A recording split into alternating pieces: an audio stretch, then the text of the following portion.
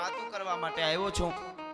લોક સાહિત્ય એટલે જીવતર કેવી રીતે જીવાય, માણહાઈ કોને કહેવાય, કેમ રહેવાય, કેમ આવાય, કેમ જાવાય, કેમ બેહાય, કેમ ઊભું થવાય, કેમ બોલાય, કેમ રહેવાય, કેમ મળાય, કેમ ખાવાય, કેમ ખવરાવાય, ઈ શીખવું હોય તો લોક ડાયરામાં મળે. ઉલાળા મારવા હોય તો ગમે ત્યાં મળી જાય. ઈ વાત આખી જુદી છે. હા હા, અને સંસ્કારની વાતો. સાહિત્ય એટલે, સંસ્કૃતિ એટલે ઘણા બધા બંધનો આવી જાય આપણાથી. જેમ તેમ બોલાય નહીં, જેમ તેમ હલાય નહીં, ગમે ત્યાં ઉલાળા મરાય નહીં. વાયડાઈમાં ક્રાંતિમાં ઘણો ફેર છે.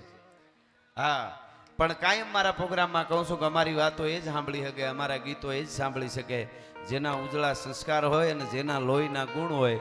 બાકી લોહીનો ન હોય, કોઈનો ન હોય, એની પાસે કોઈ દી બેહવું નહીં ને એની હારે મિત્રતાય ન કરવી.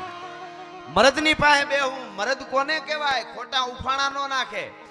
બાપુ યુદ્ધના મેદાનમાં, લંકાના યુદ્ધના મેદાનમાં રામ ને રાવણ જ્યારે હામા આવ્યા અને ઘમાકા બોલવા મંડા, આ બાજુ રાવણે રામભાઈ ડગલા દીધા. કમટ પીઠ કસકસી ધસી રાવણ રણગાયો, આંખ વીહ દહ શીશ દેખી હેરત હો જાયો, અને ડગા 10 દિગપાલ કાલ બાનર કોંગ આયો, ધમક લગી ધરતી અહીં દુર્જટી ધ્યાન છૂટાયો. ના બાજુ ભગવાન રાઘવેન્દ્ર સરકાર, ભગવાન રામ, ગોગનભાઈ ભુજ દાંડી અખંડ પ્રચંડ ધનુધર કોપ રઘુવર લંક કરે અને આવ્યા હામા યુદ્ધના મેદાનમાં. એટલે રાવણ બહુ કરવા માંડ્યો વાતો. આમ કર નાખું, તેમ કર નાખું, વીખી નાખું, તોડી નાખું, ફાડી નાખું. એ સન્યાસી, તમને ખબર નથી રાવણની ભુજાઓની શું તાકાત છે. મારા ક્રોધ રૂપી જ્યારે પૂર આવશે ત્યારે તમારી વાનર સેના તમે બધા તણાઈ જવાના છો.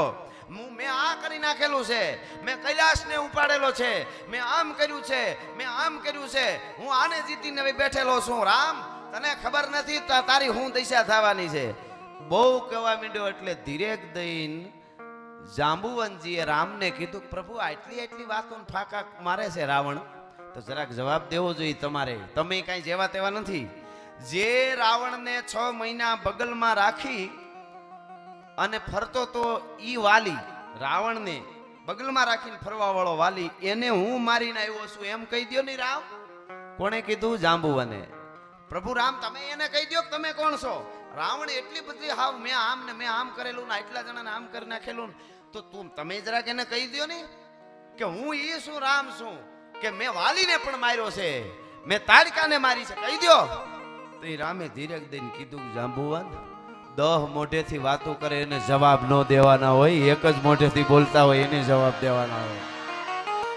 એક જ મોઢેથી જે બોલતા હોય એને દેવાના હોય. બપોર પહેલા આમ કે, બપોર પછી આમ કે, બપોર પહેલા ભેળા બેઠા અને બપોર પછી સામે ઊભા હોય, એને જવાબ ન દેવાય. આગે આગે ગોરખ જાગે, સામે આવે તો થાય.